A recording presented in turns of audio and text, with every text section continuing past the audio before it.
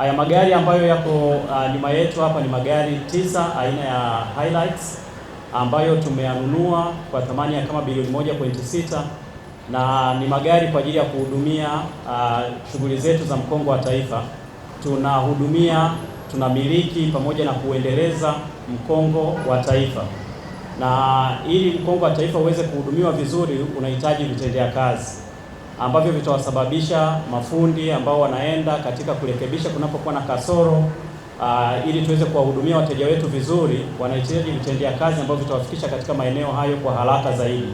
Kwa hiyo magari haya tumeyanunua ambayo yatakabidhiwa katika idara ya ufundi ili kusudi yatusaidie katika kuhudumia mkongo wetu wa taifa pale ambapo utakuwa na changamoto, aidha fiber imekatika au kuna wateja ambao wamepata changamoto, basi tunaweza kuwafikia kwa karibu zaidi.